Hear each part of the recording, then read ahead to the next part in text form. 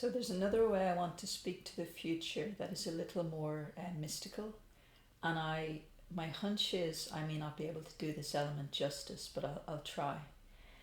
And what we're looking at here in a way is how do we invoke the most, let's say, awakened or the higher consciousness elements of ourselves, or our own availability to not just goodness, but to what is slightly beyond our habitual horizons.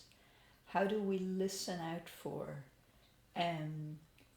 how the future is inviting us to collaborate with it? So we can often feel, that we're stuck in a familiar version of ourselves. But we've also glimpsed, when I'm functioning really well, actually I don't get snagged here. And can we tune in to that higher capacity that we know ourselves to have, and begin to, I don't want to say lean into that, but maybe that is the right word, like lean into that, trust it.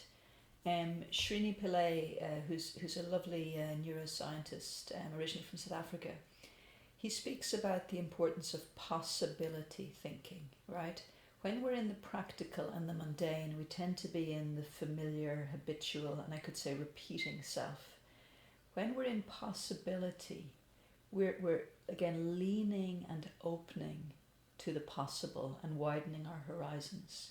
And in an interview with Thomas Hubel, Srini and Thomas start speaking about the ability some people have to step into the future and trust that it will form around them, in a sense that the path will appear as we take a step into the unknown.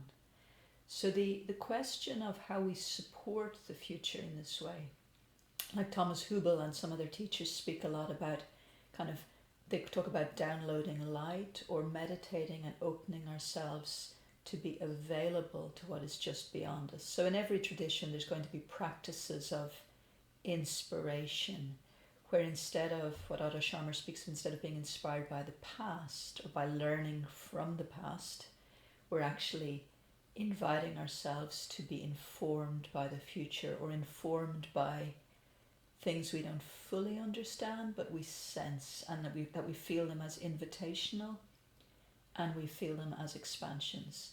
Now I know that's quite abstract. I'll give a few resources here for people who articulate this better than I can, but we're talking, I suppose, about a slightly esoteric, energetic availability to what is just beyond us, but what we sense as possible. And that when we waken up that capacity to feel that layer, we are giving the sort of fatalism, the heaviness, the practicality of our past, the wounds, we're creating another direction.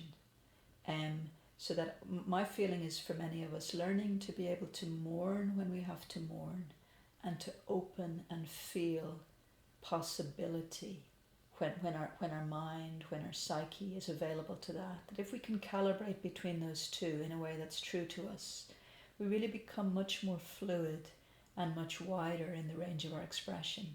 And obviously this contributes then to this concept of befriending the future, that we're learning how to feel. Yeah, but what's the call? Like, I know my maneuvers here. I know how I act, I know how my life feels, I know the repetition. But if I can open space, what's kind of waving at me? What's whispering to me?